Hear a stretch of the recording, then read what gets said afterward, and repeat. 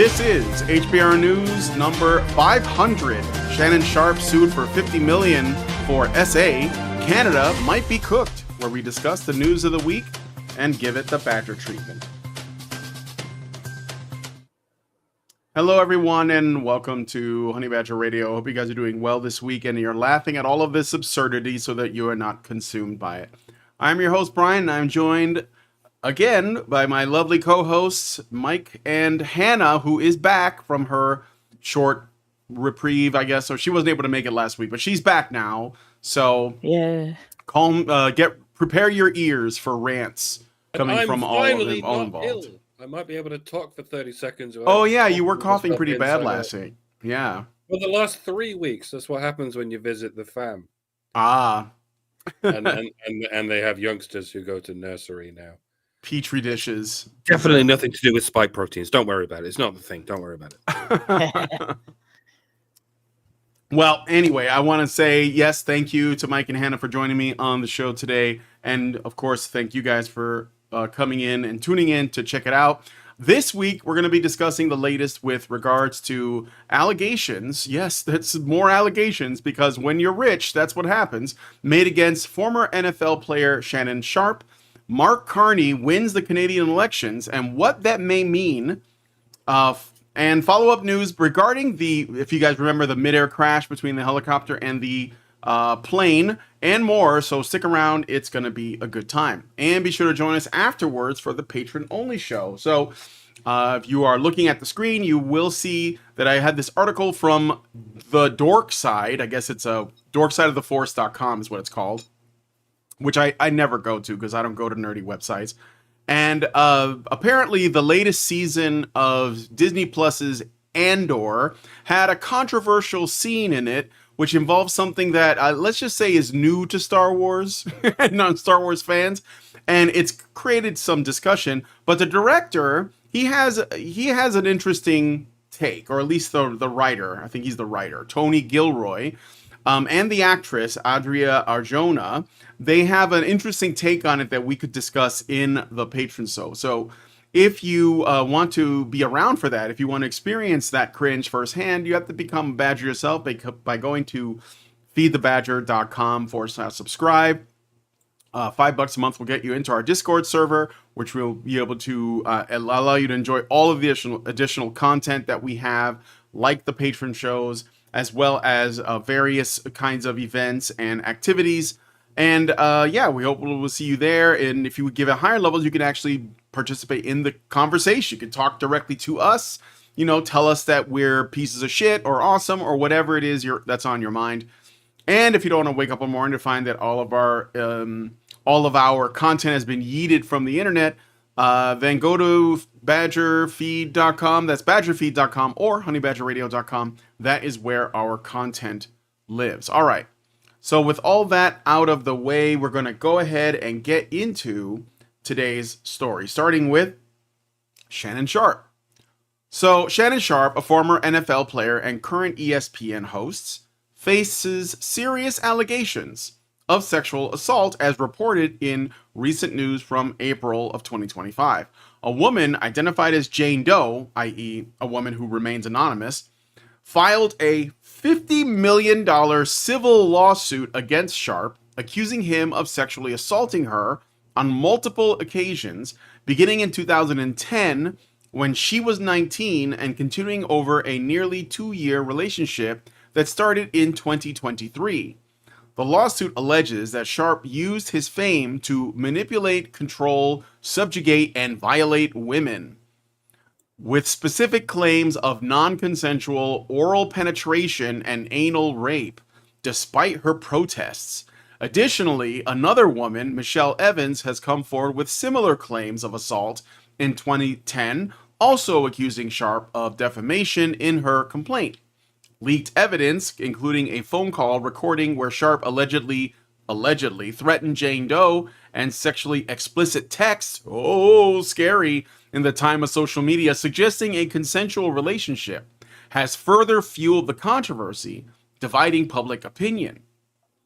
Sharpe has vehemently denied the allegations, labeling the lawsuit a shakedown in a video on Instagram and threatening to sue Jane Doe's lawyer, Tony Busby, for defamation. His attorney, Mitchell Schuster, dismissed the claims as ridiculous, suggesting they are opportunistic attempts to exploit Sharpe's fame. However, Sharpe's response has drawn criticism. Fans mocked his initial statement, a screenshot of a text message, as unprofessional and dumb. The controversy is compounded by Sharpe's past, which includes a 2024 incident where he accidentally live streamed an intimate encounter on Instagram, which he later apologized for, claiming it was unintentional. As the legal battle unfolds, the allegations have significantly impacted Sharpe's public image, with fans split on his guilt and the media closely following the developments. So, how old is this? Was this woman supposed? Was she an adult when this allegedly 19. happened? Yeah, 19. So she was an adult, and this happened allegedly again. This happened in the United States, right? Like he's an American. Yeah, he was an American football player. Yeah. Okay, so it occurred under the system created in the United States by feminists to help women get out of abusive relationships. That being that every 5 feet now there's I know that's an exaggeration, but there is a organization for women to get women out of abusive relationships.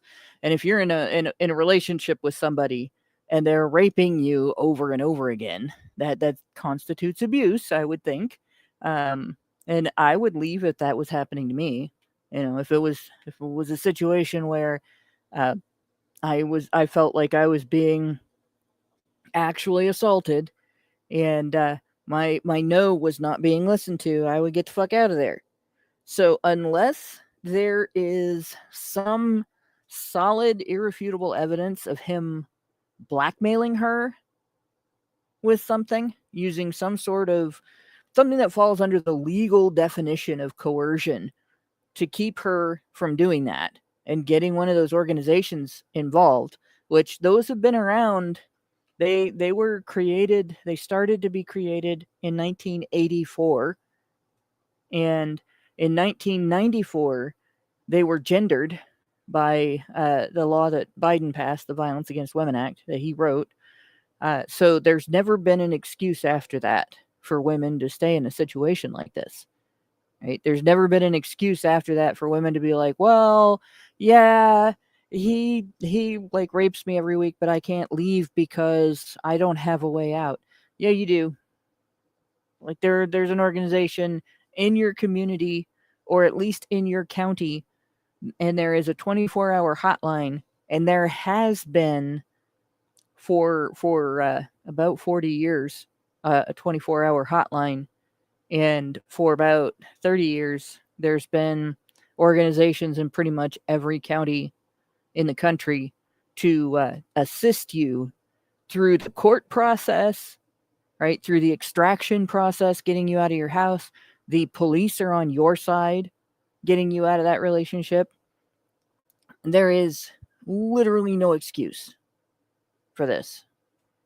So I don't believe that a woman was in a long-term or even a short-term relationship with a guy and stayed to let him do this over and over again, unless she can provide some, like I said, solid, irrefutable, some paperwork, some kind of anything, even just a claim that, this was going on and he used it to blackmail me.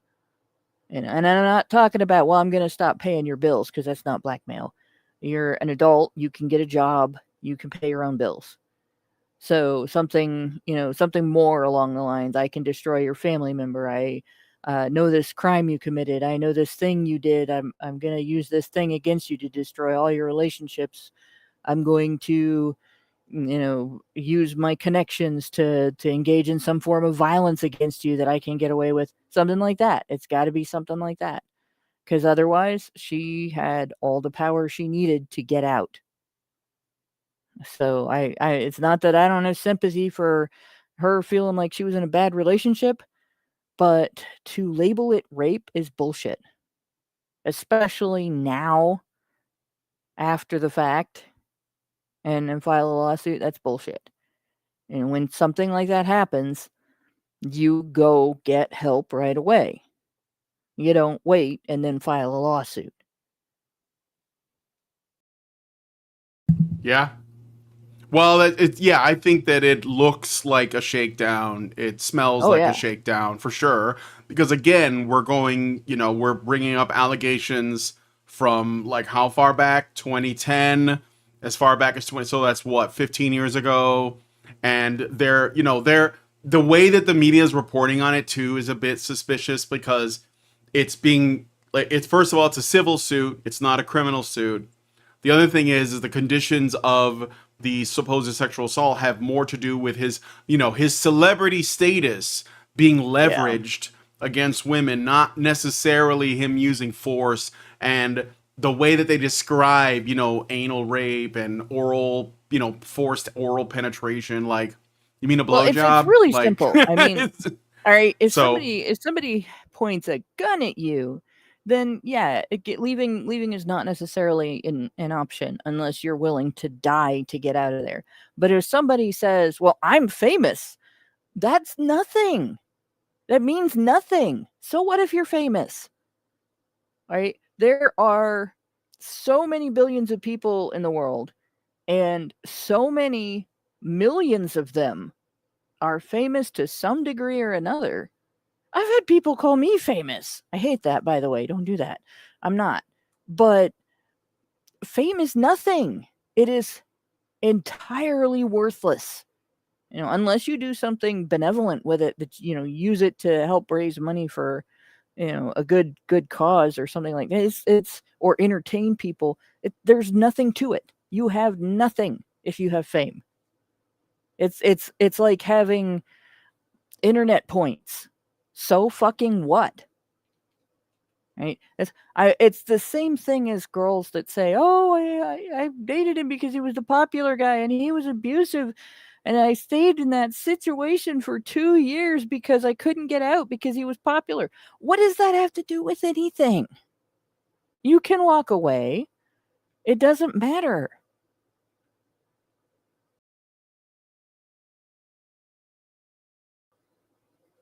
yeah.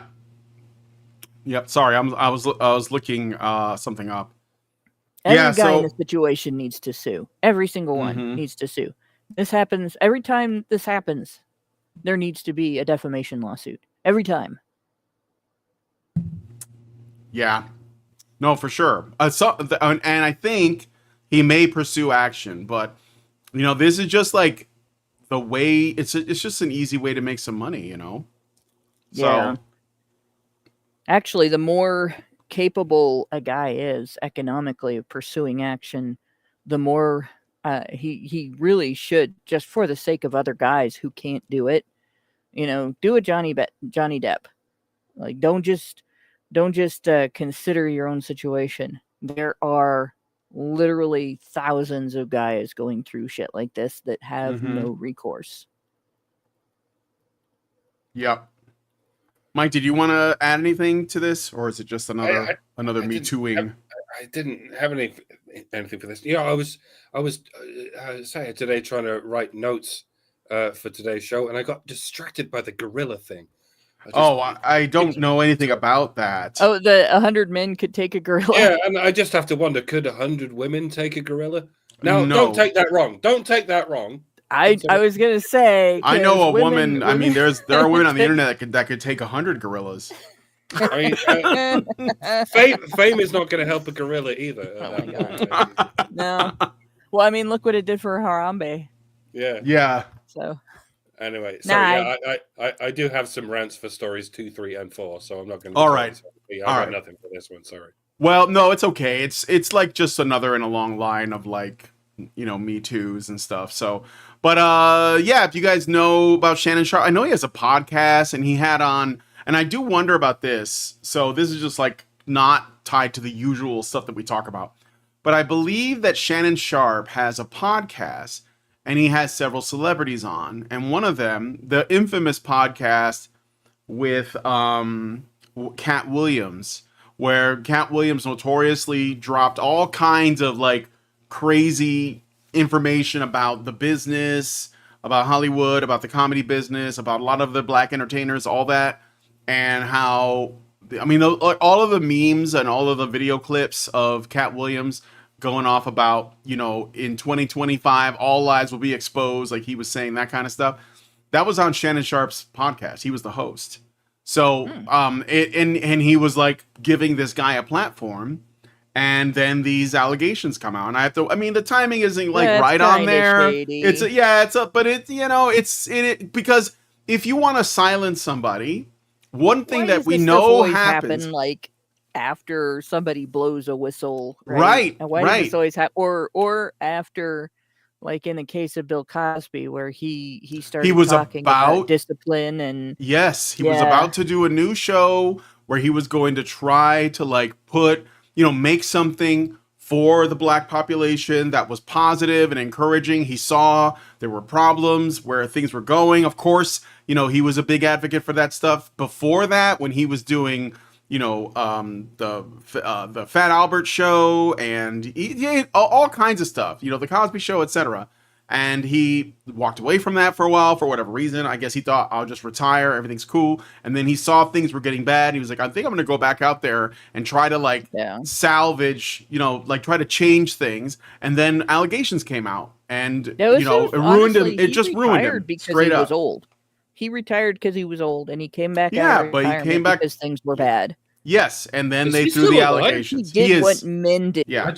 I just had a Mandela moment where I thought he died in prison. He didn't. No, he did not die in prison. No, he's alive. Goodness. I don't think he's in prison now. There's an appeal process going on. So the thing is, he might get off and like be free. He won his appeal. Yeah, I believe so. But the thing is, he is now persona non grata. It doesn't matter. Like and now, he's still being harassed. Yeah, it's already in the public consciousness to be like, oh, that guy, the guy who, you know, roofied women. Like, this is like, people default to that so hard. I know it's bull, but they default to it really hard, to the point where if you said, actually, no, I don't think that's how it went, they will get upset with you. Like, they'll get mad because they want that to be the reality. When I think it's so the Shannon Sharpe thing, I think it is. I think it is very suspicious with him. I think women partied with him and used drugs and had sex with him, and then came back later and was like, I was roofied. Like, you're not being roofied if you put it in your own mouth. Yeah, for sure. Yeah. No, obviously. That's not how it goes. No. That's not how it works. Yeah, the only thing he confessed to was having drugs with women. Like, that doesn't mean he forced it on them. That means that they went over there to get high and fuck. That's what it means. Yep. At the very least, to get high. So, like that, but this is not the way we're supposed to take it. So, the Shannon Sharpe thing is a little bit sketchy because, again, it was only after that all these allegations came out, and it really, just like the Cosby thing, just like the Harvey Weinstein thing, you know, however you feel about that, his reputation is going to be irreversibly damaged by this. And he's just going to have had a couple of victories in court too. Yeah, he has. They are hitting him with everything, including the kitchen sink. But again, like, unless the people involved, what the heck? What the heck was that? Oh, that was my phone. I have my ringtone. Okay, so I work with intellectually disabled adults. Yeah, and sometimes they get upset if your phone rings and stuff like that.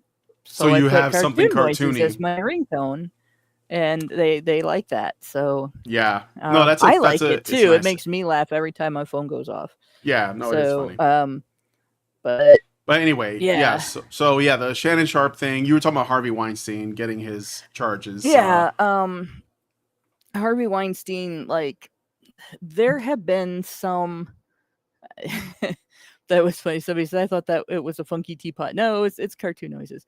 But there have been incidents with Harvey Weinstein where, like, we've gone and looked at, there was a lady that released actual video of what she was doing and everything with him. And it was pretty obvious that she gave consent, verbally gave consent. He asked permission, she gave consent. And her argument was, because she knew he had some level of power, that made it non-consensual. In that, and she went in there to get that evidence, by the way. But in that circumstance, you're not powerless. Like, the minute that happens, there have been laws against using a position of power to get sex from a subordinate or someone who works with you and relies on you for income because of the way they work with you and everything. There've been laws about that for decades. Yeah, like it's been longer than I've been alive, in fact.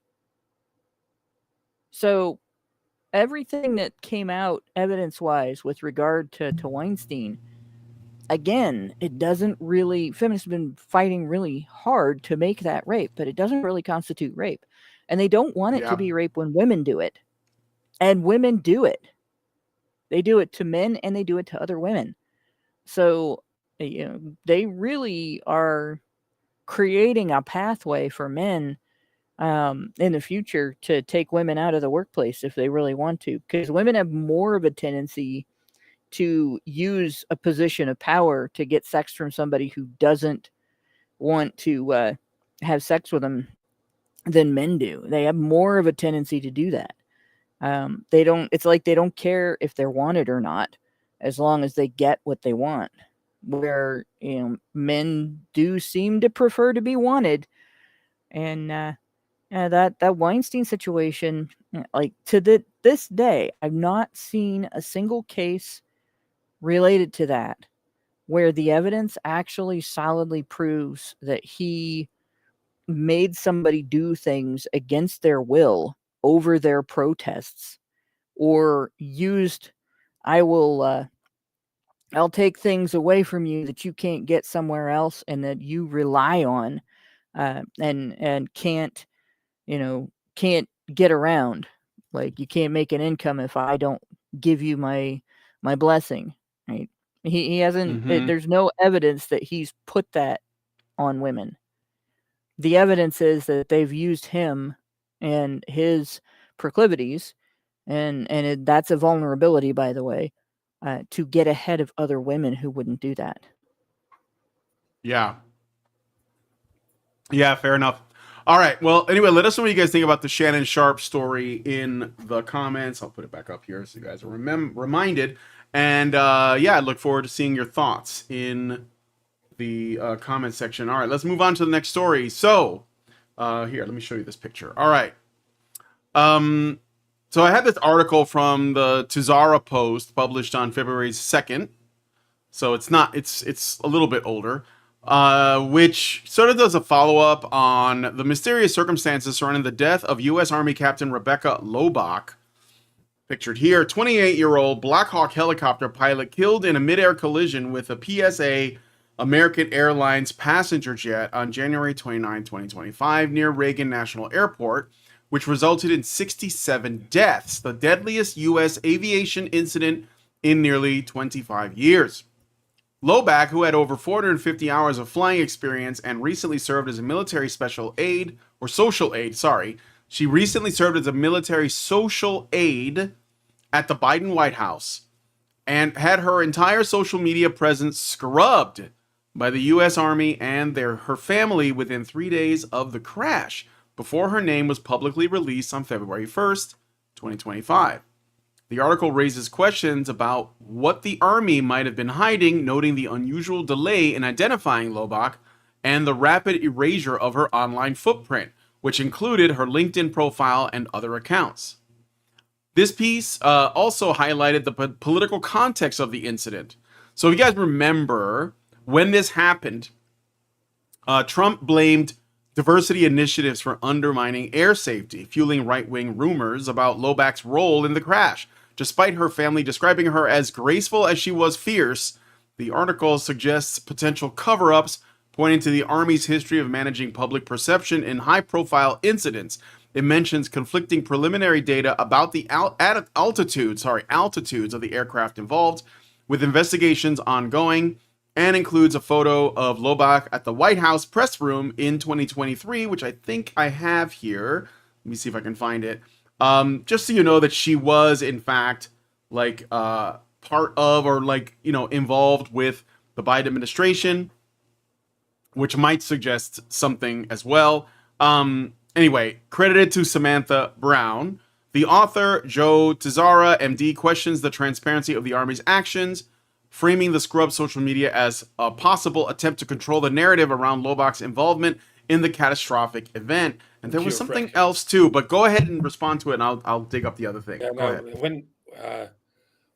When the government, and indeed the government-controlled media, conceals the identity of a criminal or a criminally negligent person, we should go ahead and assume by default that it's a black lesbian Muslim, right? It's usually one or the other or the other. It's never all three, but it's always one of them. So until we open the box whenever we can, we're just going to have to assume that every one of these unsolved cases happened at the hands of a black lesbian Muslim. Sorry, I don't make the rules. I'm just following my own orders. But this case is another conundrum. We can barbecue over the cremated remains of Hanlon's razor. This looks on the surface and most of the way down like a clear-cut case of incompetence. It's pretty obvious that this woman was not employed for her competence, but because she does not have a penis and never has had a penis and has no interest in penises. It's very important in the field of aviation.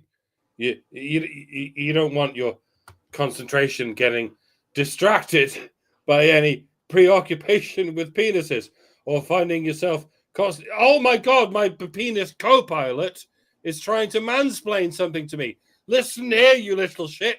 I didn't get where I am today by listening to some penis-having penis man with a penis in his... Will you shut up about some ting wong and wee too low? I don't even know where that... Bang, ding, ow, everybody's dead. So yeah, it doesn't just come down to incompetence. It doesn't even come down to incompetence. It comes down to active and applied hatred against men and male competence.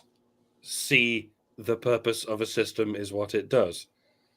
Although, to be honest, when you think about it, flying a helicopter into a speeding plane is not a trivial operation. It requires remarkable precision. You've got to align X, Y, and Z coordinates. You've got to fly at exactly the right speed. It's like threading a needle. You could try it 100 times and miss every time, while some bitches in your earpiece going, "Where did you learn to fly?" over and over again. Which begs the question, was this done on purpose?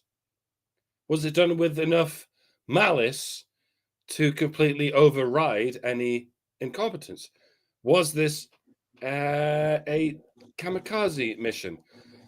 I mean, well, all DEI is essentially a kamikaze program on the part of the employers. Sure, it's how do we tank our company as quickly as possible.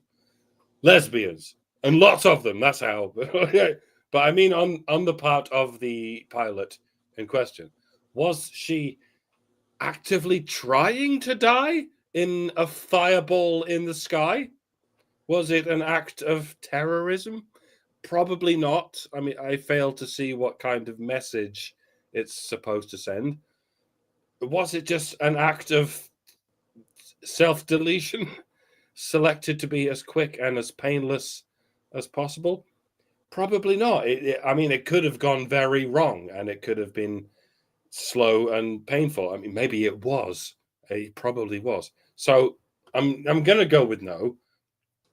But that leaves us asking how something can be achieved by accident that would have been almost impossible on purpose. And it comes down to a different razor. Well, it's not even a razor. It's an equation of coincidence multiplied by frequency equals inevitability. Coincidences are not coincidence when they occur above a given frequency. See, the purpose of a system is what it does. At any given moment, right, there are thousands of aircraft in the skies, tens of thousands if you include all the helicopters and light aircraft and whatnot, especially above major cities, especially in the vicinity of airports. And the fact that there aren't more collisions like this is a testament to how well oiled the system is. Usually, I mean, but the more you replace the cogs in the machine, the straight white male pilots who have fought tooth and nail to get to the top of the competence hierarchy, shit. The more you replace them with these boneless waifs whose only skill in life is shitting on men, the closer you draw us to the inevitability that the chances of such a disaster happening become 1 in 1. Like, if all 10,000 of those aircraft in the sky were piloted by black lesbian Muslims, this shit would literally happen every day. And if it did, the fuck-witted communist lunatics who made it happen would still blame Trump. And they would still be outraged and falling backwards onto their fainting couches when Trump has the audacity to blame them. Knobheads, all of you, please kill yourselves. It's the only way to stop you killing other people. Allegedly, I mean, in Minecraft, nobody kill anyone. I'll stop. The whole situation, the bit about her being repeatedly told that she was gonna crash, that she needed to change her course, and just arrogantly refusing to change her course, like that's been discussed quite a bit on X, and there's an excuse that a lot of women are using for this behavior that is not valid, but they think it is valid. And that is that the individual who was warning her about the impending accident was a subordinate. Right? There are two kinds of leaders that you can work with. Right? There are good leaders. They're leaders that know how to use every tool in their toolbox to make sure that they achieve the best possible outcome for the initiatives they're engaging in order to achieve the goals that they have set out. And then there are shitty leaders. Shitty leaders fear their subordinates, or they judge their subordinates. They're arrogant assholes on a regular basis that will not listen when somebody gives them information that contradicts the pathway they have chosen for whatever it is they're doing. And it doesn't matter whether you're a manager at a gas station or a helicopter pilot or a governor or a principal of a school. If you behave that way in any job, you're a shitty leader. Where it does matter is, if you're just a convenience store manager, you might not sell as much milk this year because you're a dumbass, right? But if you are ignoring a subordinate when you are doing something that is life or death, that's a whole different story. And if you cannot be the kind of leader who uses the tools in your toolbox that are represented by the skills and capabilities, the knowledge and wisdom of your subordinates, recognize when someone has the capacity to contribute positively to your job performance, you don't belong in a position of leadership. Even if it's, a shitty shift manager job in a retail outlet. But especially if it's a job where other people's lives depend on you not making stupid choices. I will never get tired of saying, stop paying women to make stupid choices. 67 people paid this woman to make a stupid choice. with their lives. Their lives were sacrificed for her stupid choices. Yep. We have to stop tolerating that as a population, right? Our leadership is deeply concerned about there not being enough births. Our leadership is deeply concerned about the population growth spiraling down to nothing. If you let people die because women can't be criticized, that's only going to get worse. Just Mhm. saying. All right. So I did get a couple of super chows a super chow and a super chat or two. I'm not sure how the memberships work. I don't know if those are like paid for or whatever, but I'll read it. But yeah, thanks guys for that. And once again, I'm just, it's just, Hannah and Mike basically hit it on the head. I mean, we have to be able to like be honest about what causes these things and do what we can to mitigate it. And the problem is that people are just really sensitive about criticizing women. Like when they mess up, praise them when they do good, sure. But also, the other side of this is true. But anyway, first, we got Meredith G up here, and she gave us $5 and said HBR News number 500. Busby, the attorney involved in the Sharpe case, has brought multiple suits against Diddy. And in one of those cases, the case fell apart and there are allegations that Busby or his firm coached the accuser. Busby appears to be an ambulance chaser on SA lawsuit sexual assault, even if some others claim he is honorable. As a lawyer told me, even a bad case has settlement potential. Yes, that's true. Is anyone else wondering if Diddy's innocent? Now, I know that's out there, but when the entire establishment comes out and says Diddy is guilty, they come out and make Diddy their scapegoat. I'm kind of, I'm in two minds about it now. Because this is what they did with Michael Jackson. The whole fucking establishment. They did do this to Michael Jackson. Yeah, you're fucked now. Now we're gonna call you a fucking nonce, and your career's over. And 15 years from now, you're gonna fucking die from the drug overdoses that we basically coerced you into descending into. And I'm not saying Diddy's innocent. It's probably not. I don't think anyone in Hollywood is really innocent, except Michael Jackson.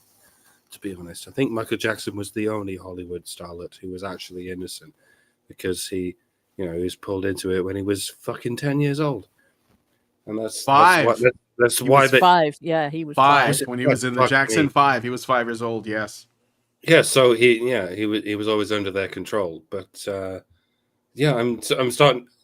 I still think Diddy's a fucking wrong and a nonce. But part of me is like, but the entire establishment is throwing him under the bus.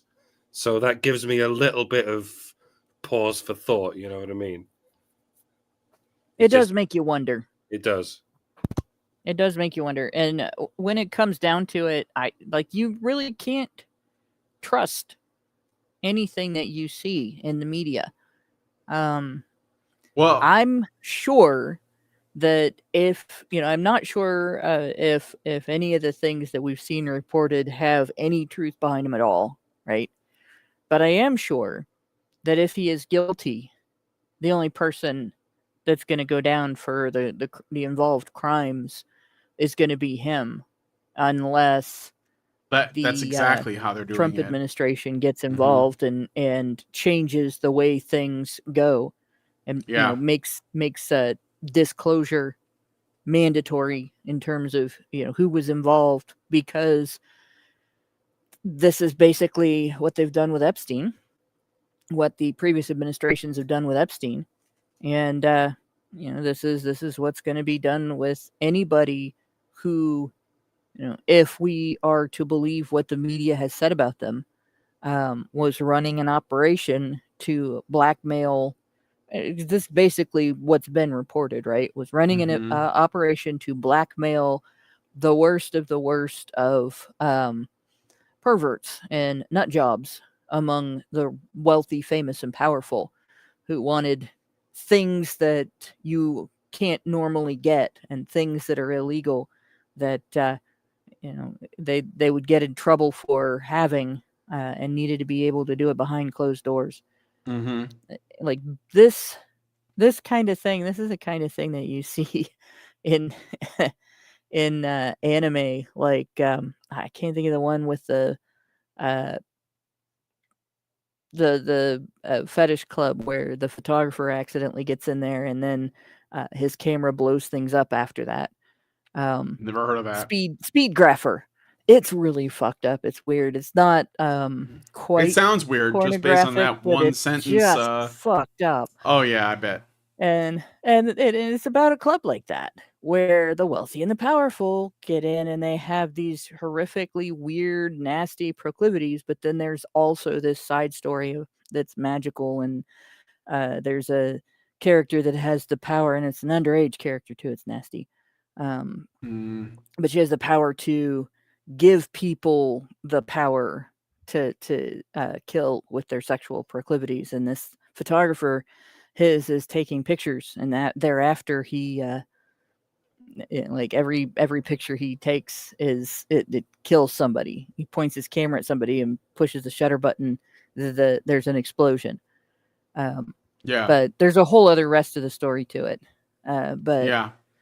it really is like the kind of thing that this looks like. These news stories look like to me. Like you watch fiction, or you run across fiction that's like that, and you think, oh, this is unrealistic. This is out of this world. This kind of thing couldn't survive, in the legal environment that exists today. These people would get caught and they would get busted and they would get prosecuted, and then you find out about Diddy parties and Epstein Island, and you have to wonder what else there is.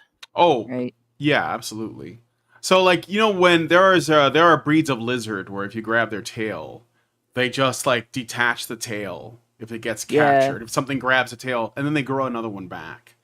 Eventually. And what I think they do in what's happening with this, just, real quick on this, the Diddy thing is, I'm sure he's guilty of some things, but they're probably going to attach as much to him as possible.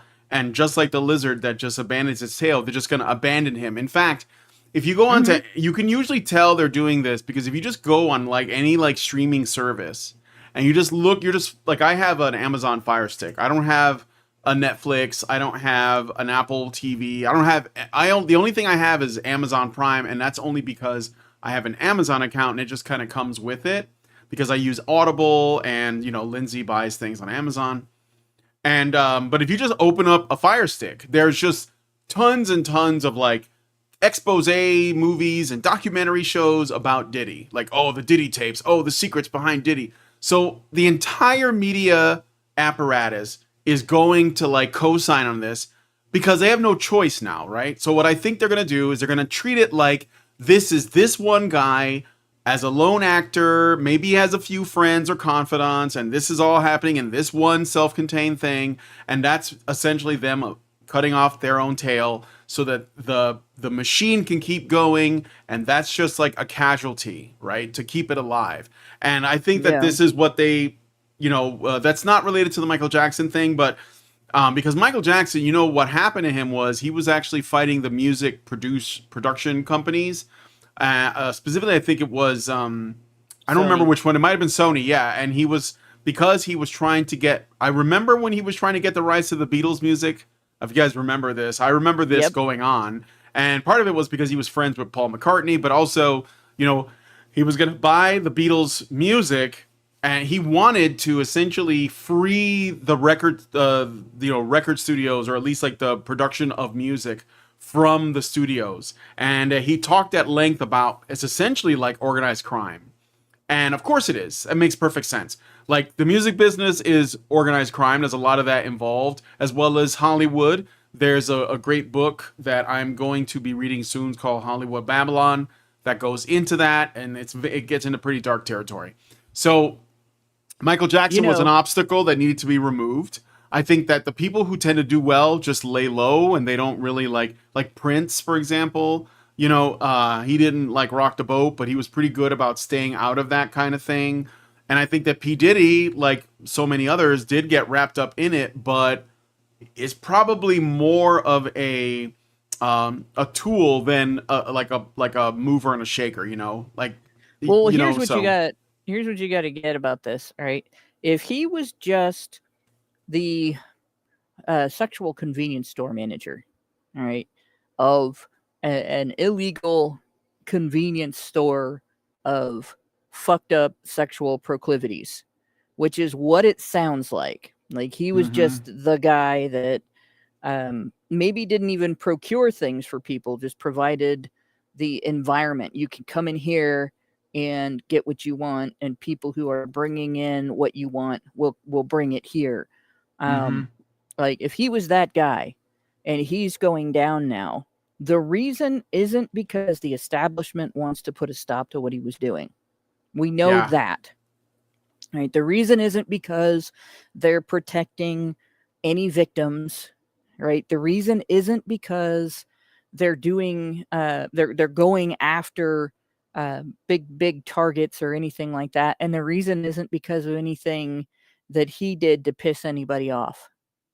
The yeah, reason is because everybody that was involved, everybody that was at his parties, everybody that is on film, or there's witnesses that will testify against them, that there's any kind of evidence that did anything illegal that could destroy them, is now on notice. Right? Well, guess what? We can destroy you now. So you better yeah, toe the line. exactly. That And the this reason is that this stuff, the reason the Epstein thing happened, the reason that the Diddy thing happened, the reason that the Weinstein thing happened, because I guarantee you Harvey Weinstein was in a similar situation where there are shitloads of people that are sweating bullets yeah, as to whether or not they're going to go down with this guy. And probably the Cosby thing too, right? yep, The reason all of these things happen is so that the establishment can put the people involved on notice, toe the political line. The reason it's happening now is because during the last 20 years online, people have gotten more and more politically savvy and more politically active. And the Overton window is no longer under the control of the mainstream establishment media, the education system, and the entertainment media. So you now have a situation where if there are people with fame that have large platforms that go against the establishment, right? They provide, aid to the enemy. They provide comfort to the enemy of the establishment, and they can't have them doing that. They need a unified front. So absolutely. that's probably all this is about. They don't care. There is no level of evil that these people could have committed that the establishment gives a rat's ass about, Yep, right? The yep, only thing they care about is if they take one person that was involved that the most people are connected to and they punish that person, that gives them leverage against all of the people that they're trying to control. That's all it is. So we may never, I don't know what the FBI actually has on Epstein.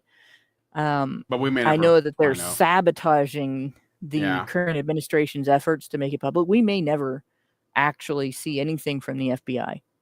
yeah, maybe. Somebody may go to jail for making it impossible Mm-hmm. for us to get that information, but I will be shocked if that information ever becomes public. And we probably won't ever see the Diddy list either. Yeah. And that information, again, somebody's probably going to make it impossible for that information to be made Mm-hmm. public. Mm-hmm. But the thing that Well, you should be paying attention to really is, what connections you can figure out, and who the people are that are involved in not sharing the information with the public and not mm-hmm. prosecuting anybody but the scapegoat. Mm-hmm. That's who you really need to pay attention to, because Mm-hmm. those are the people that are they're using this to pull strings, and they're, regardless of how evil what these people did is, they're 1,000 times scarier. And Yeah. the other thing is, if you really want to push for a list and a group of people to be exposed, the biggest, most important, not biggest as in the largest number of people on it, but of greatest significance and most important list that we should be clamoring for is, do you remember that a couple of years ago we heard about that slush fund that Congress had for when people who worked in the congressional building or with Congress or were staff of anything involved with Congress made sexual misconduct conduct allegations, this slush fund would pay them off and shut them up. Yeah. That's the list that we should be clamoring for. Who are the elected officials who paid somebody off instead of confronting a sexual misconduct allegation and proving it false? Yep. Because Well, that's people that are corrupt. Yeah. Well, let us know what you guys think about this one. I still have more super chats now, actually. But that was the one from Meredith G. Thank you, Meredith. And then Zeranx with a membership. I think I'll read the comment, but thank you for the membership, Zeranx. He says $50 million. Who'd he kidnap? Chelsea Clinton? Which is a quote from Rush Hour. I know the quote. So thank you. That was Chris Tucker, who I think is like kind of messed up now. But anyway, Albatross gives us $5 and says, man or woman, if you're the kind of person who doesn't like taking orders, why join the Army, military, Air Force in the first place? Yeah, she was in the Army. Good point. Yeah, well, obviously a really good point. I understand that she was placed there, and part of it had to do with her status as a lesbian woman. I guess they wanted to make that. Remember that ad for the military that was like animated with, being raised by two moms? It was a girl in the military. I think they were trying to make that real so that they could use it as like, oh, look at this, So, but yeah. It's a good question. It's a good point. And I think that one of the first things you should probably learn when you go into the military is how to take orders. Like, it's probably the first thing that you learn. So anyway, you should learn that in elementary school. You should learn that before you go into military, sure, but that's true. In fact, you should learn that before you go to school. Yes. All right, but anyway, let us know what you guys think about this one in the comments. I got to move on. So here we go. Canada is cooked. So in the recent Canadian federal election held on April 21st, 2025, resulted in a significant shift, with the Liberals securing 45% of the vote and the Conservatives 37%, according to Nanos Research polls. This outcome marked a rare binary election, with the two major parties collectively capturing over 80% of the vote, sidelining third parties like the NDP, Bloc Québécois, Greens, and People's Party. So, like, normally, Canada's got, like, a bunch of parties. They're generally still, like, I think all parties are just split along, like, two different hemispheres, if that. Sometimes there's not really a difference. And there is no quantification, don't you worry, that sort of thing ever happens. Yeah. Because no one reports on it like they do in countries where there's any dispute whatsoever. Okay, so anyway, the Liberals, led by Justin Trudeau, emerged victorious, likely retaining power, though the exact seat distribution isn't specified. The fallout has been marked by heightened political tension, exacerbated by President Donald Trump's supposed influence, which a lot of Canadians seem to think he had an effect on the election somehow, whose tariffs and provocative stance on Canada as a potential 51st state have been blamed for traumatizing the nation and shaping voter sentiment. This external pressure, alongside domestic economic concerns, contributed to a polarized electorate, as noted by former Prime Minister Jean Chrétien. I'm not going to try to pronounce that French shit.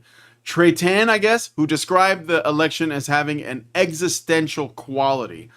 Theories on the result point to several factors. First, Trump's aggressive policies, including tariffs threatening Canada's economic security, likely galvanized voters around the Liberals, who were perceived as better equipped to handle international relations, suggested by Sharon's comments. Second, the election's binary nature, a departure from Canada's typical minority government outcomes, may reflect voter desire for stability amid uncertainty, with polls showing a clear preference for the Liberals over the Conservatives.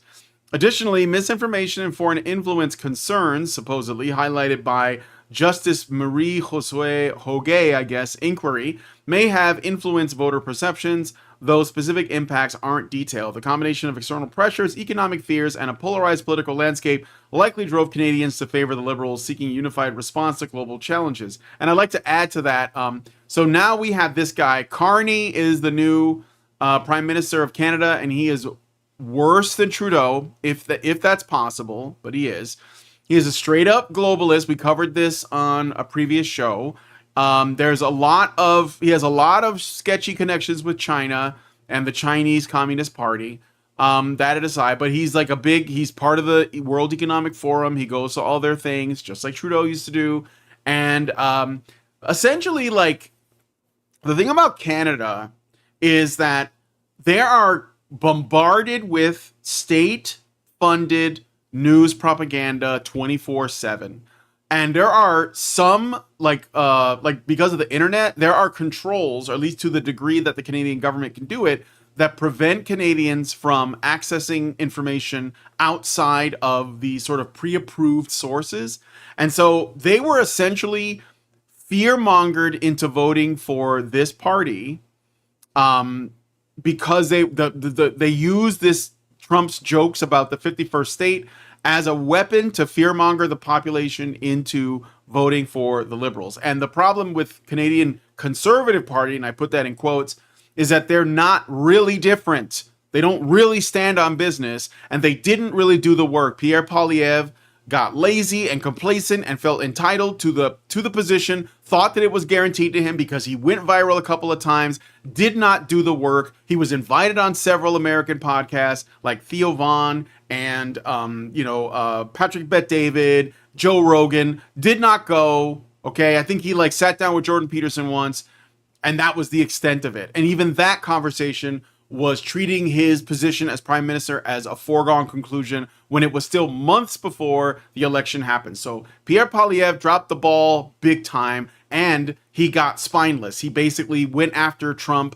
for his comments instead of calming people down, trying to relax the rhetoric or whatever, or just do his own version of it, sit down with Donald Trump, whatever. He decided to be like, I stand with Canadians. And then because of that, because he showed weakness, they went with this guy who is going to put Canada through some very difficult times going forward, to the point where, just as another aside, Alberta is there. The sentiment about Alberta seceding from the nation is very high right now, because Alberta is sort of like the Texas of Canada. They're also the sort of energy center of Canada as well. Like, it's where all the oil is and the other things, fossil fuels. And so what Alberta historically gets boned by the eastern parts. The way that Canada's government set up is really fucked up. Like, basically, they have these things called equity payments or equality payments, where different provinces at the end of like a fiscal year or whatever, like a fiscal period of time, they have to redistribute wealth between provinces. So what that means is the provinces that make the most money lose the most money, and the ones that do the least in that get the most, because they equalize the payments across the board. So people who live in like, Ottawa or Quebec, who don't do shit, or at least don't produce as much, they get more of the money from the equity payments. And Alberta always ends up paying out the most because it's where all the oil is at. So they're I would have a lot more sympathy for Alberta had they not done to us what they did to us 10 years ago, almost exactly 10 years ago. That's being told that Alberta is totally different from the rest of Canada, but not in our experience. Yeah, gotta say. you got to remember what happened there, right? We were winning, and then a Supreme Court judge came to observe the case, and then all of a sudden, the judge made a ruling that cited no law and made no sense. So yeah, I don't think that look, local. Canada's conservatives are not that right. I'm not holding this against Alberta. I'm holding it against the power that is held over Alberta, and indeed over all of Canada, where they take everything that Alberta produces and gives it to Quebec, basically. And if anyone else has anything to say, please say it now, No. because I have a long rant ahead of me. Oh, okay. Well, I mean, I think I'm done. I'm just saying. Well, I'll add something later. Go ahead. Well, I will say this, and this is a result of people thinking top down. When the United States fixed our problems with our election system, and we got Trump into office this time because that's what the majority of the public actually wanted, and we eliminated the ability of the people who cheated in the last election to repeat the same cheat that they used. We didn't do that from the top down. That was done in counties and states, and sometimes even in municipalities, by changing local ordinances and state laws regarding the security of the vote system, so that some of the stuff I saw on online where people are putting up videos of like people taking home boxes of unmarked ballots and stuff from the centers where people are voting and everything. We pretty much made it so that was not something that could happen again. And lo and behold, that year, that one election showed up as an anomaly in our history, and we've gone back to the baseline. That's what you have to do. If you're going to fix things in Canada, you cannot expect your federal government to do it. You have the same sort of parliamentary system that came from English common law that we have. It's got some differences, but how voting is handled locally is going to determine whether or not the people of the country decide who becomes your national leader. There is no other way to deal with that. That's the first thing. Second thing is, Alberta seceding is going to be really challenging for Alberta if Canada decides to say, no, you can't do that, and refuse to let them leave, because there's only a narrow little part of the state that borders up against the United States, and the rest of the state is it's surrounded on three sides, like 3.5 sides, you could say, by other Canadian provinces. So what you end up with then is its borders are vulnerable almost all the way around to invasion by Canadian military if it were to secede. And of course, there's Canadian military within that may follow federal orders. So unless Alberta somehow made a deal to become part of the United States and let the United States military come in and defend the area, which would make it look like we were giving Canada the middle finger, which would be kind of funny.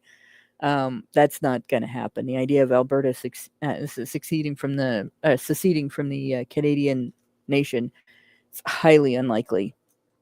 It'd be interesting to watch if that happened, and it certainly wouldn't be a bad thing for the United States to acquire it, but I don't think anybody should hold their breath. I really don't. But the men of Canada, that's the thing that you need to do if you feel like the election did not go your way, is start taking every measure you can and supporting every measure you can to fix the local statutes and the local procedures for how elections are handled in your country. And that's the only thing that you can do to stave off another election like this if you're not happy with the results. Mike? So, yeah. Do people seriously think this electoral result is because of Trump? Like, if Trump hadn't shit talked Justin Trudeau, Mike, I gotta tell you, yes, but here's the thing: the people who overwhelmingly were affected by the media in Canada to vote for the Liberals were the boomers. So That's that what I I'm mean, gonna- and I'm I gonna don't get like into to pick on boomers normally, but the That's- boomers did this for That's sure. exactly what I'm gonna get into. Like if Trump hadn't shit talked Justin Trudeau a couple of times, the Liberals wouldn't have taken their 4th victory in a row. Bearing in mind Trump wasn't in power during the last win or the one in 2015 that changed everything. There must have been other reasons, like maybe Canada is a closed system of left-wing echo chambers and has been for several lifetimes, much like in the UK and most of the rest of Europe. We don't have freedom of speech. As such, the flow of information has been monopolized by the most ruthless ideology willing to lie and censor their way to the top, namely the far left.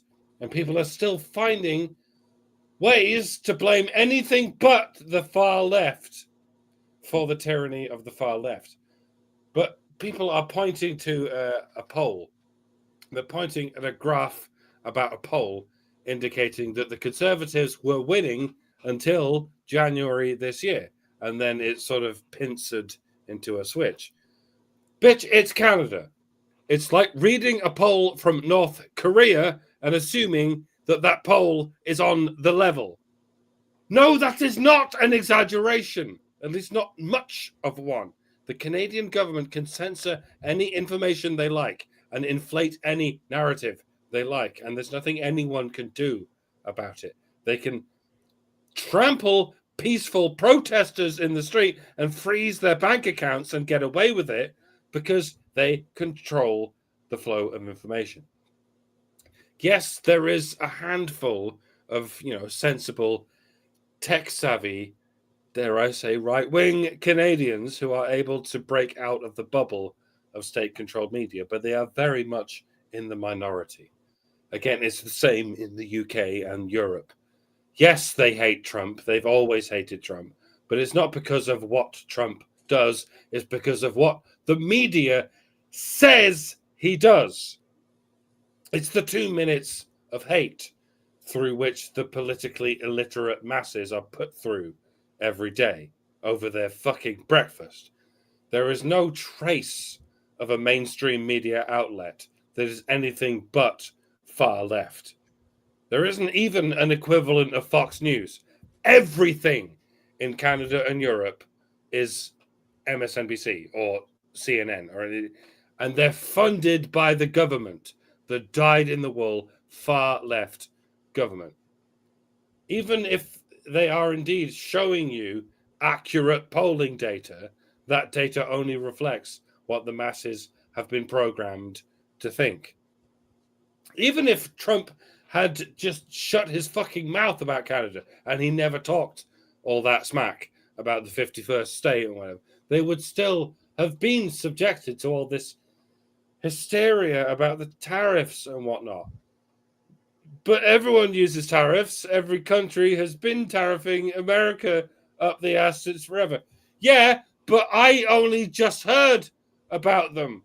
I had no idea what a tariff was until the TV told me to be afraid of the tariffs that Trump has only just introduced in the other direction. So as far as I'm concerned, Trump invented tariffs just now, just for the sake of fucking everyone else over.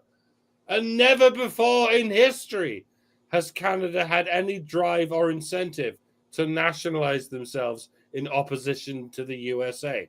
It literally never happened until literally yesterday. That's a long story, but it's one the boomers ought to know. But I'm not just talking about the boomers, by the way. That's another graph everyone's pointing at.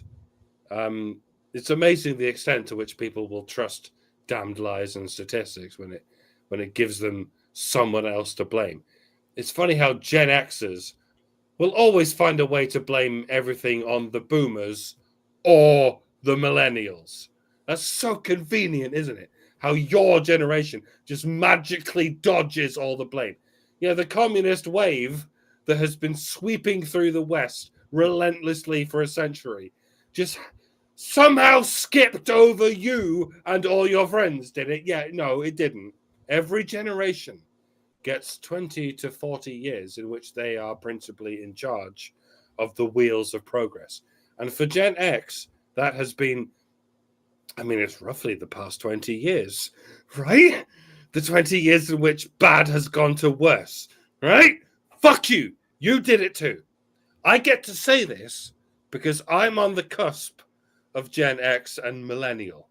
I bear the sins of both generations and the glory of both generations. And at the same time, I reject all of the above. Because this isn't about generations or the arbitrary identities we give those generations. Oikophobic, misandric communism has been dissolving its way through our civilization for a century at the very least, a decade at a time, a year at a time, a day at a time. And if we're going to blame it on our parents and or our children, then good fucking Lord, man, the demons have already won. Our guilt, our blame, our blood, our fault. I've been far too sympathetic. I am not innocent. You are not innocent. No one is innocent. When I do the Tool lyrics, you know I'm finished. There you go. When you really think about it, in the United States, Gen X can claim to have been politically uninvolved, but there's a problem with that too. And I'll go back to Armstrong Park with this. I always talk about this, right? We as kids, when I was growing up in my neighborhood, had a very rough and tumble attitude toward childhood, and our parents had a very rough and tumble attitude toward raising us, and so we were unsupervised a lot, and there was a lot of fighting. Right, we had a group of kids at the park that decided to pretend they were a gang, and they beat up the other kids, and they would hang around and look cool, by the swing set, or they would hang around and look cool by the monkey bars. But they really didn't know what they were claiming to be, what that meant. But they were the neighborhood bullies. And there were two divided groups of when it came to how to handle this. There were kids that fought back, even if they were going to lose, and there were kids that avoided them, right? And it's the kids that fought back, even if they were going to lose, that took them down, not the kids that avoided them. And it's that way in every situation. It's not that the squeaky wheel gets the grease in the workplace. It's that the squeaky wheel alerts you to what's wrong with the machine. And until people step up to try to fix the squeaky wheel and do something about the situation, they're all guilty of condoning it. And so Gen X's claim that none of this is our fault because our generation was not politically active is actually an admission of guilt because we saw this happening and we did nothing. It doesn't matter if boomers were running the country. We were old enough to vote. We were old enough to write letters. We were old enough to march. We were old enough to call.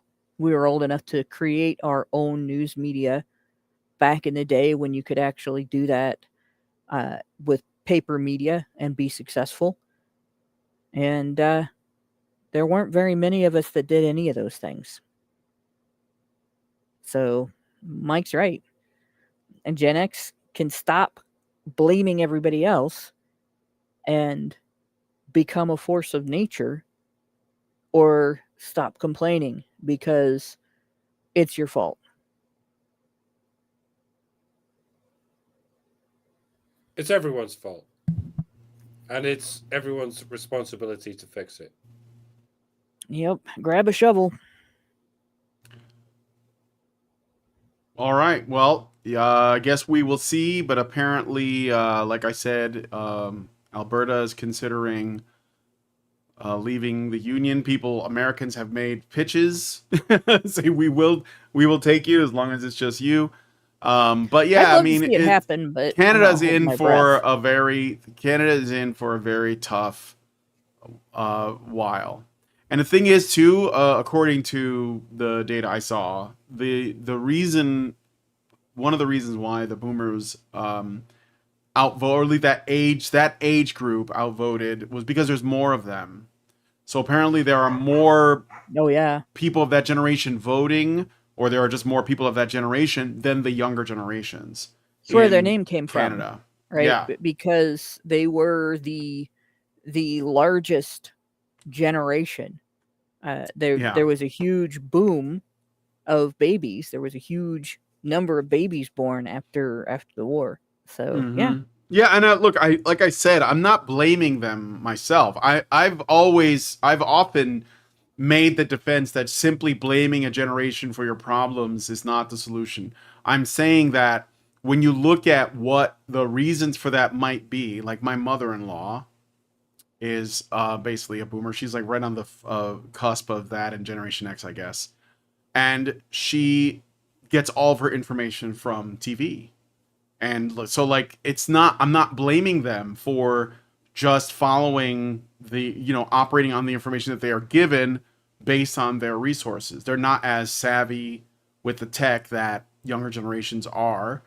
I mean, even Gen X is guilty of that, um what, because a lot of people Gen X don't do a lot of stuff online. I think that's like more the, domain, I guess, of the millennials and especially the Zoomers, of which the Zoomers, especially Zoomer men, young men, voted overwhelmingly against that in Canada. It's just that there are not enough of them.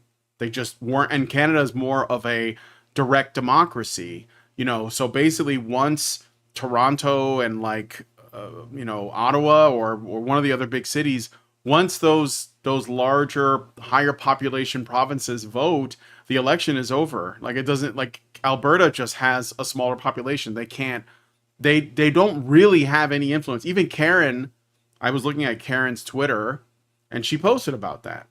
Yeah, she did a long ass thread about Yeah, the Alberta situation. yeah, and It's I worth mean we've looking been at. talking about this for a long time. Like Lindsay, who's from Alberta, she has also lamented that. Like there's like our elections don't, like people who live in Alberta literally can say voting doesn't matter because it's not like a representative republic like the United States.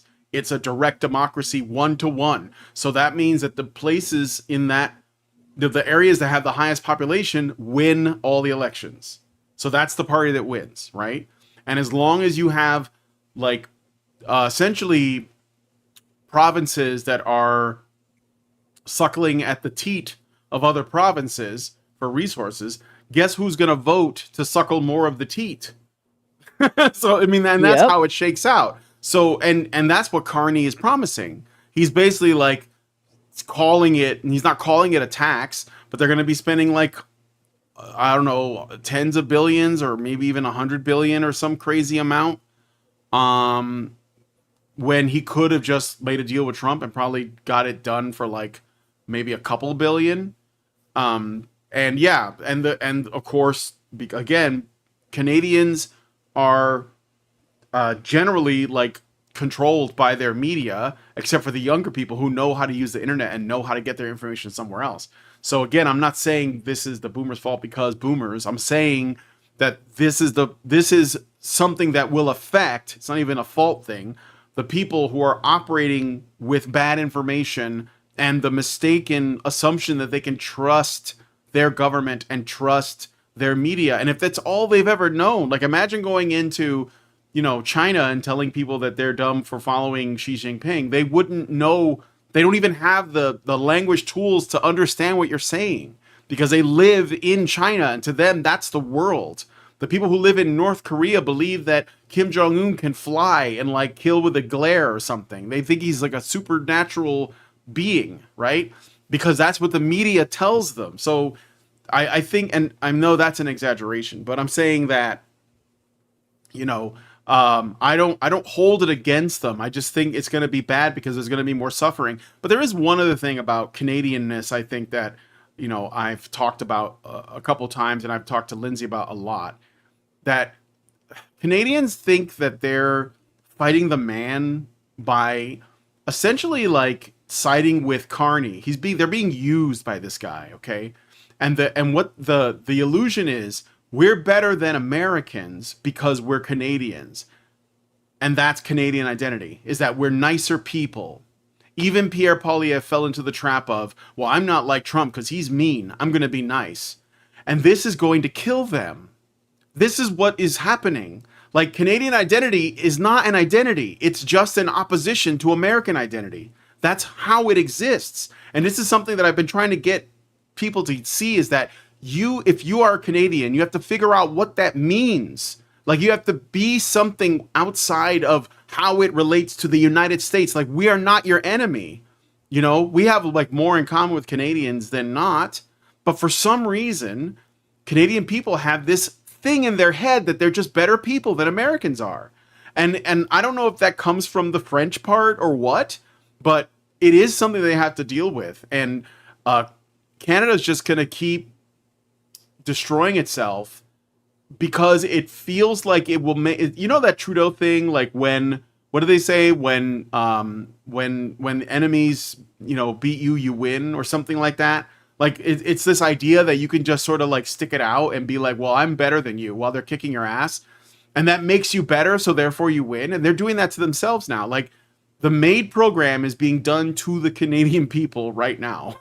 Like, it's crazy. And I just want Canadians to know that, you know, you got to figure out what it means to be Canadian and have that identity, and don't be ashamed of it, because that's what Americans are figuring out just now. We almost lost that. And this guy, he's a globalist. He's going to want to erase your identity, just like Europe, just like the UK, just like every other part of the world, except for the truly sovereign nations, or at least the ones that are trying to be, like El Salvador, like the United States, like Russia, like it or hate it, it's true. They believe themselves to be sovereign, and they're going to fight for that. Canada has to figure out what it is, and Canadians have to figure that out, and they have to fight for that. And that means they're going to have to fight their own government and their own ideas about themselves. It's not about how you are compared to us. It's how you are. You know, what are you? What are Canadians? So anyway, that's all I wanted to say about that. Yeah, Canada's got a rough couple years, and I hope that, I mean, Carney is effectively declaring, in a way, he's declaring war on us. He's not going to send troops over. That would be stupid. But he is seeing America as the enemy, and he is conditioning the people of Canada to dislike Americans because Trump says mean things on X. It's ridiculous. It's not even like, it's beyond immature. But anyway. So, yeah, Karen's not thrilled with that. We got to move on to the next story, though. So, let me see if there's any super chats or anything that I missed.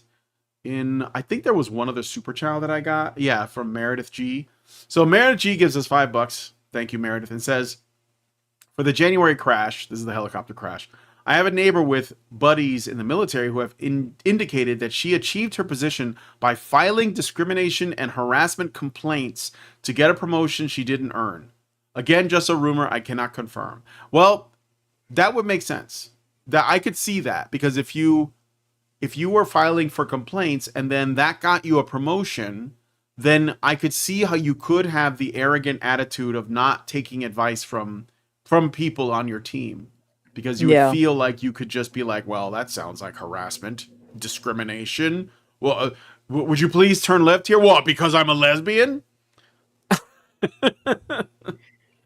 Yeah. So that's an attitude that I've run into with a lot of lesbians, actually. What, because I'm a lesbian? That right there. Anything that you say, oh, it's a lovely day outside today. What, because I'm a lesbian and I'm inside? Like, I'm not. What do you mean, like kidding. inside the closet? Yeah. Like, honestly, I am not kidding. It's not universal, right? There's like about 5 or 10% of lesbians that don't act like that, but the rest of them do, from my personal experience. Maybe it's just lesbians in Ohio, but it's sorry to say that, guys, but if she was a lesbian, that explains a lot about the way that she behaved, in my opinion. Yeah, I heard that. I heard that there was a guy on the team had way more flight hours than she did. Just so, again, but she took control. So Yeah. anyway, There's a thing that needs to happen, by the way. And this is probably going to be controversial because sexual harassment is seen as a legitimate complaint, and I mean it depends on what the reason the complaint is made.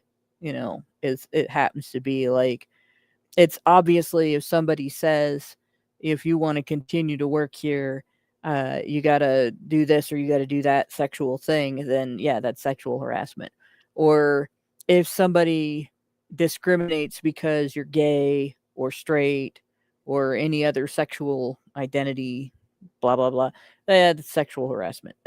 I'm not denying that. All right, but it needs to be somehow addressed that if somebody uses uh, sexual harassment allegations and the response to sexual harassment allegations as a means of climbing the ladder of authority and responsibility within their company and then does damage, that the company should have recourse against them, and there should be, if they deliberately strove for a position they couldn't handle and blackmailed the company using this system of being able to make allegations and being able to sue and say, oh, I was discriminated against and so on, to stay in a position that they did not deserve.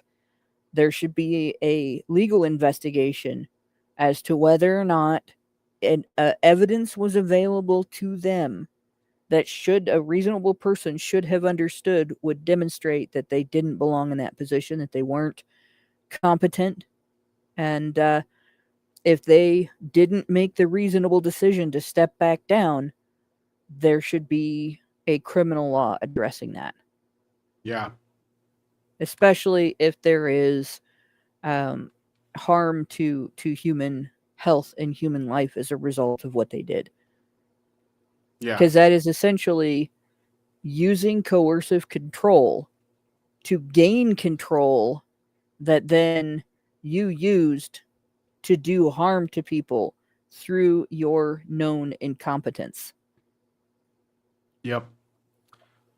All right, well, let us know what you guys think about this one in the comments. Thank you for the super chow, Meredith. Let us move on to the next story. So, on April 23rd, 2025, Reuters reported that militants in Indian-administered Kashmir, I had to. This is okay.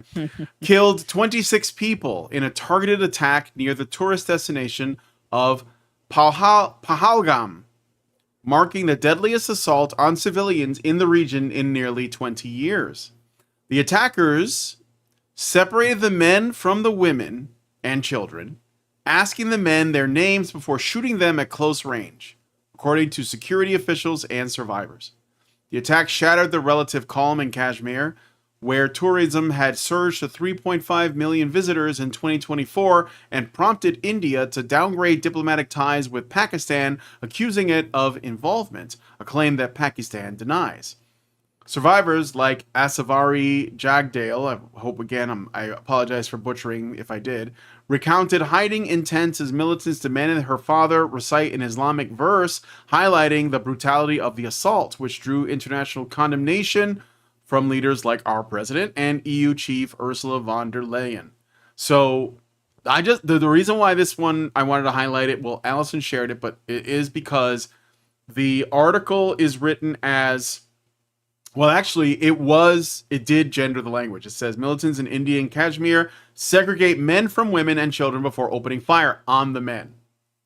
So, it is a tragedy. I understand. On the men was not included in the. Yeah, it's not in the title. Yeah, for anyone who's listening, I mean. Yeah. I learned about this story through the Men Are Human account on Twitter. Presumably, that's how Alison found it too. And yeah, they whoever operates that account posted this, and then they got all manner of people saying, "Oh yeah, misogyny involves men killing women. Misandry involves men feeling bad about what women say." And then they had to sort of go, "This is about men being killed for being men," and the mind boggles. The reason so many people think of misandry as nothing, as a peripheral afterthought, if anything, is not because it's rare, but because it's common. In any given war, in any given conflict, in any given massacre, it is the men who die first or die only. But it's always tied to something else. Well, they're killing those men because they're a different people, because they're a different race or a different religion or a different socio-political persuasion. It's not because they're men.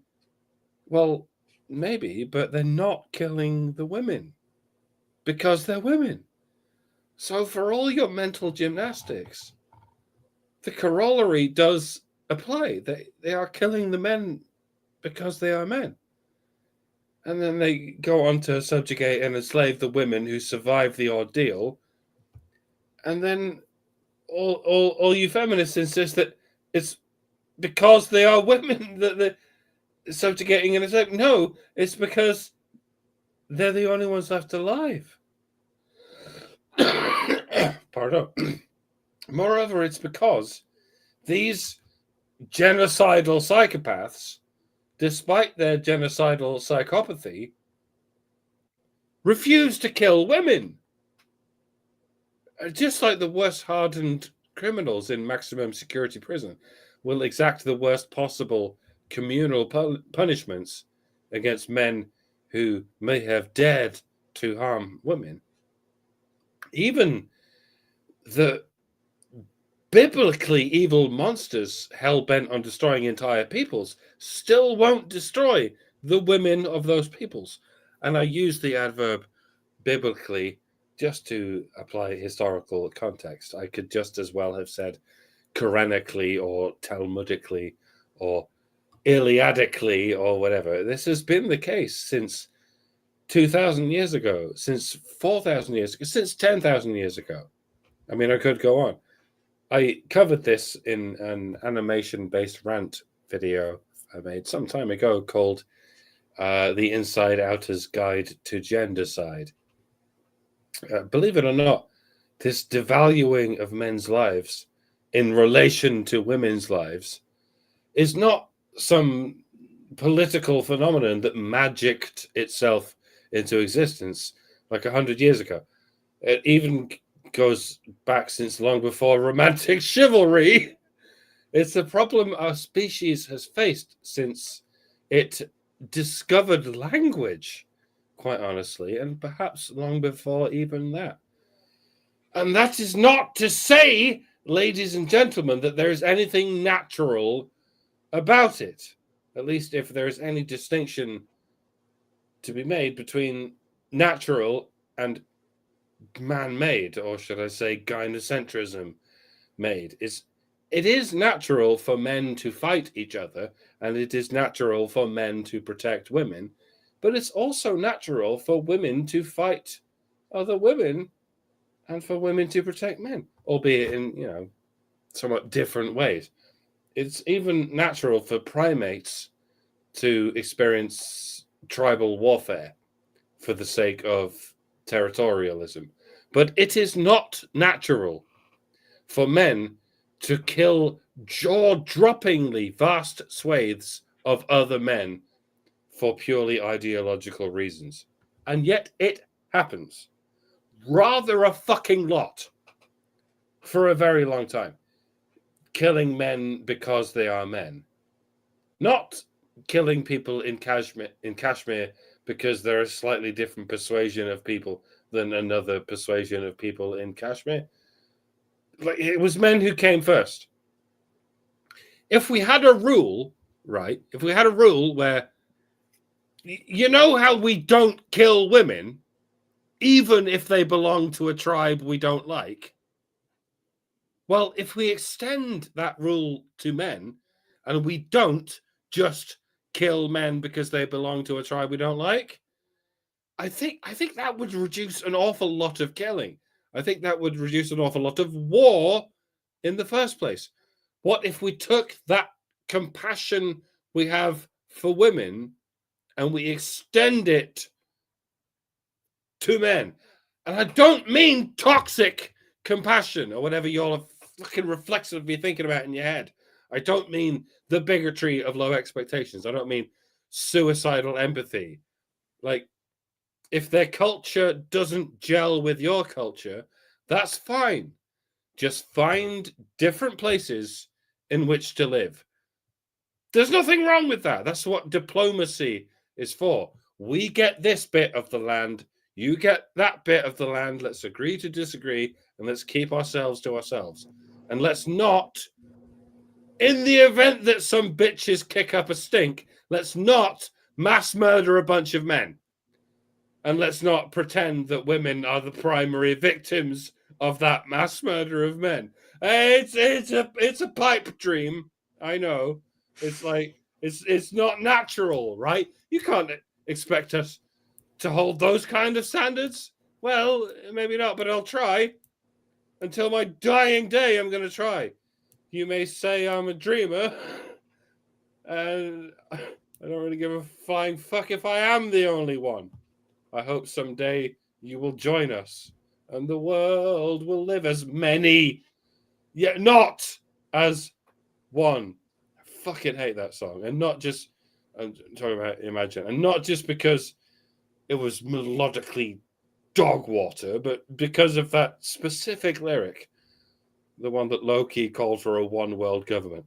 Love you, John, but you fucked up in the end.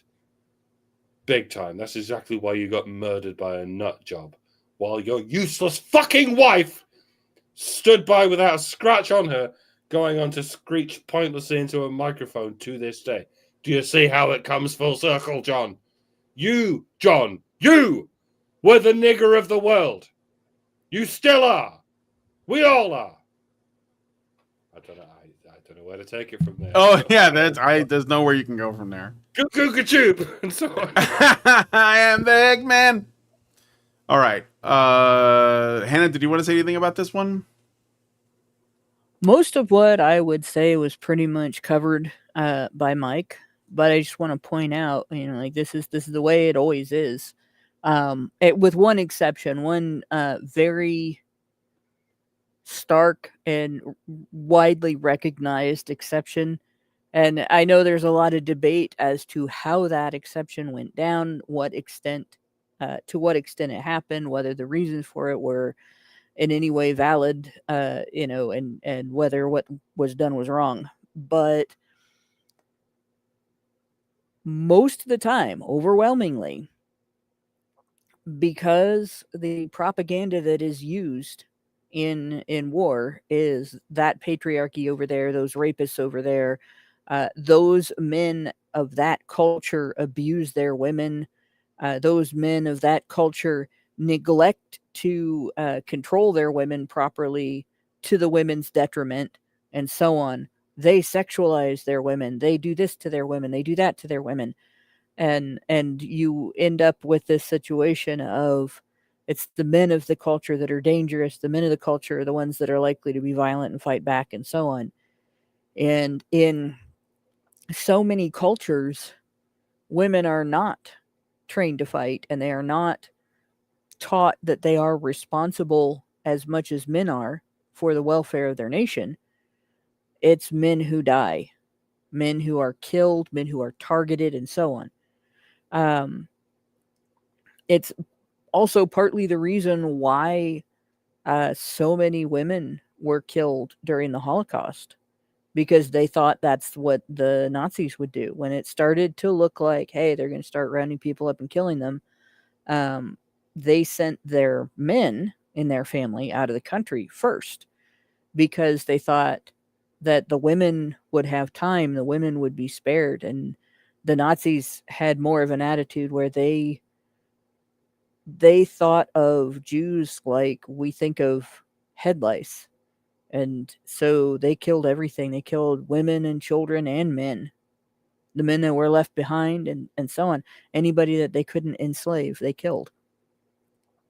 And people think of it as misogynistic because the women were not spared the fate that men always have, being the primary targets of war, being the primary targets of genocide, and so on.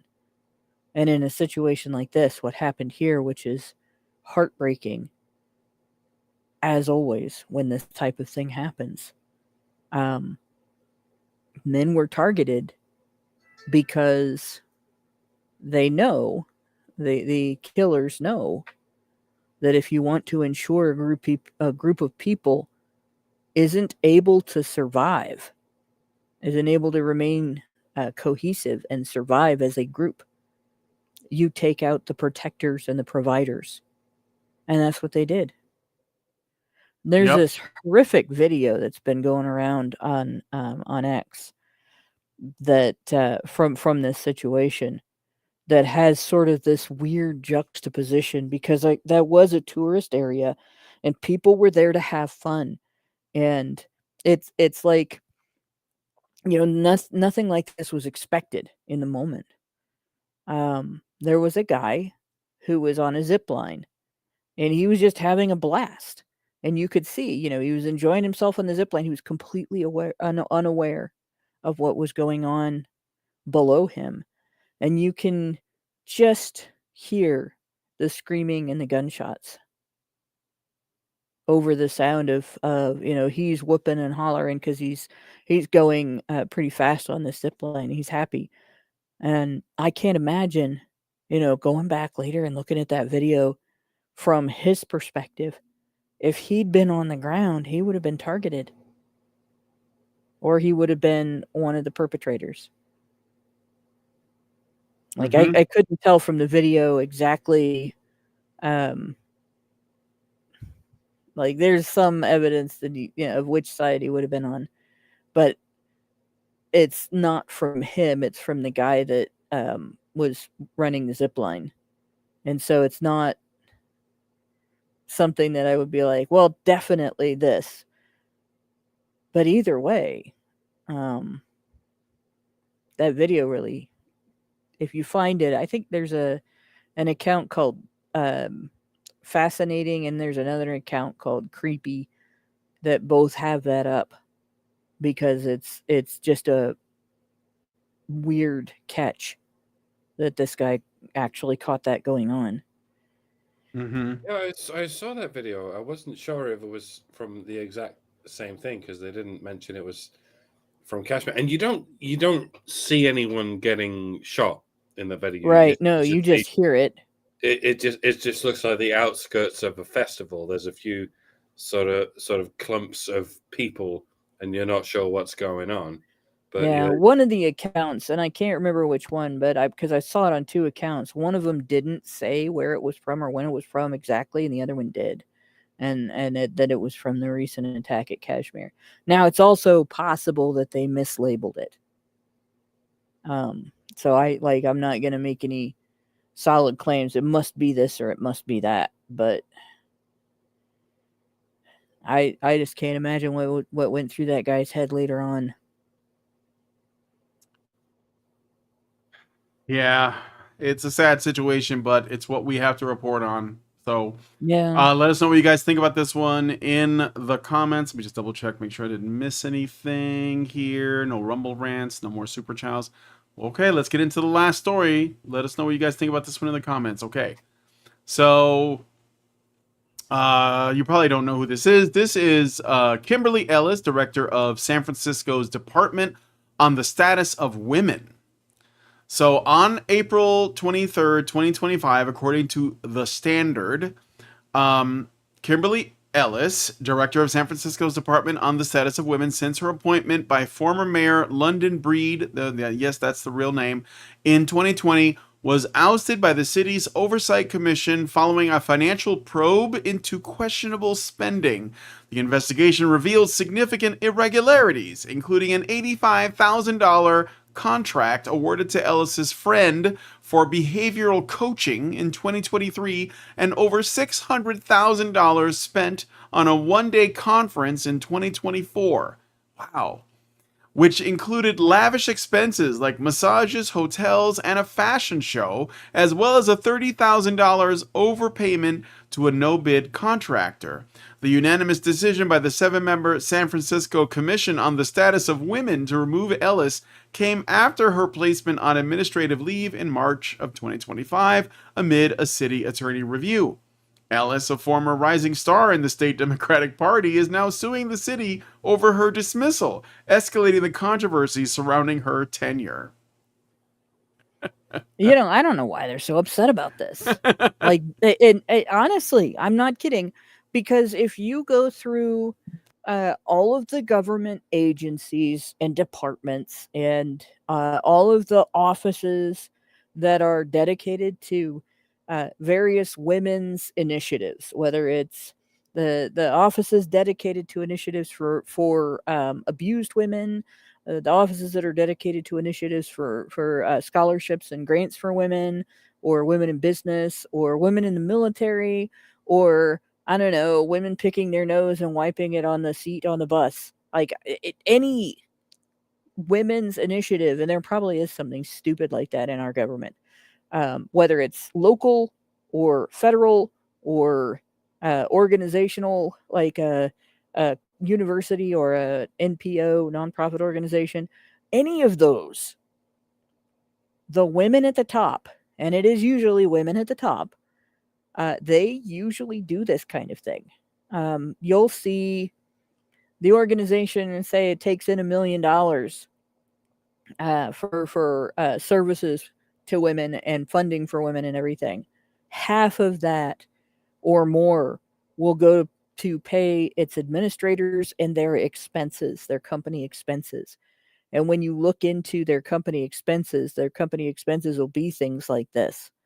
And you'll see that their salaries are more than people normally get paid for that kind of job, and their work that they're doing in that job is less than people are usually expected to do in that type of job.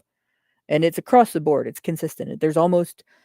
It would be very difficult to find an organization that claims to serve women that doesn't have these type of grifters at the top of it. Right? People call advocates for men grifters for wanting somewhat of pay for their work, right? Like normally people might get $1,000 to create a presentation, or we've shown actually on HBR Talk where people creating presentations for their government that are barely like a school kid could make them, are getting 5 and sometimes 6 figures to create those. And people will call MRAs grifters if you recoup some of your expenses for your internet use, going with business internet instead of personal internet, so that your streams don't get interrupted and stuff. And then these women do this stuff, and they've been doing it. They've been milking that cash cow at every level of government, in nonprofit organizations, within religious organizations, right? Within any organization that they can use to get your money, whether it's your tax dollars or your donations. They've been doing this for decades. They've been doing it since the 60s, the 1960s. Longer than I've been alive, longer than anybody on this show has been alive. Most of the women that figured out that they could do this and started doing this, most of them are dying off now because of old age. And the women that are doing it now are 2 generations, 3 generations later. So I don't know why they're upset about this one in particular. She's just acting like a feminist. Yep, just doing what they do. And again, people will talk about what we do as like the other side of the coin. I wish there was anybody in this on this side that could make this kind of money honestly, much less in the sketchy way that they do, and that people would call us grifters. It's actually completely laughable. Like, if I really wanted to grift, I'd be doing this. I could like use my brown skin and probably double my money and just pretend to be a fucking civil rights activist and make like millions. And she got caught. Like, imagine all the people who don't get caught that exploit the same systems. So, I mean, this is like par for the course, typical feminist behavior, typical woke projecting shill garbage, but worth highlighting because this is the thing. Like, with these people, they're not even helping the people they claim to advocate for. They're not even helping them. They're just helping themselves.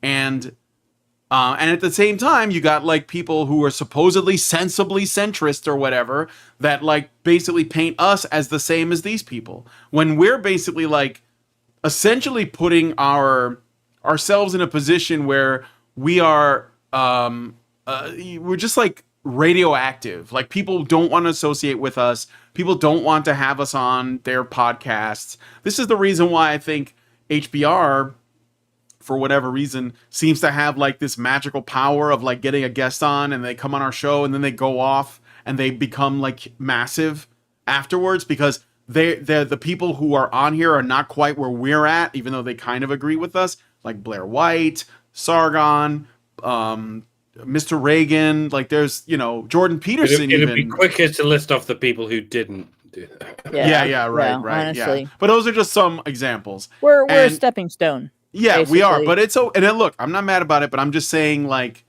this is why what I don't like is that argument that the and when they say the manosphere, they include us in that. I'm just so you guys be clear, they'll say the manosphere or the red pill, and they're just looking at the people that they can make into the worst possible actors, but then broadening the net to include people who are trying to do good work, whether it's us or people like Warren Farrell. It doesn't matter, right? It's just about there are people engaging in containment to some degree. They just want like to hold on to the Overton window. I don't know what the logic is, but that's what it is, and we're trying to move it desperately because this kind of stuff has to stop. Like, this is a waste of money. Obviously, it's exposed, and I hope that there's more of that. But the both sides thing, it drives me out the wall. Like, it drives me out the wall more. I'd rather deal with an absolute, like, danger-haired, fire-breathing, feminist lizard person that's just calling me names at the top of her lungs than somebody who's like, well, I'm the smartest guy in the room, and I think you're both wrong. Like, those people make me crazy. Show me the coin, because I want to see. I've never seen a coin that is a gold fucking doubloon on one side and a dime on the other. Yeah, a penny. It's getting particularly frustrating in the UK. The right is still pulling itself apart.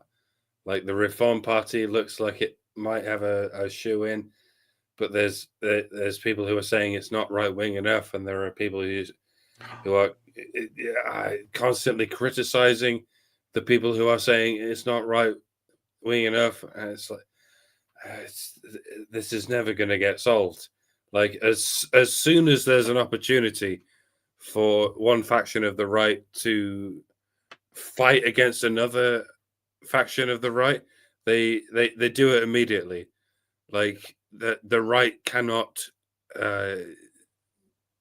come together as one happy family in the way the left has come together as one big happy family for the last century or so. It's and I don't know. I don't know what side to come down on. I don't know whether I should be like, fuck reform, or let's get behind reform and see what happens. Like, I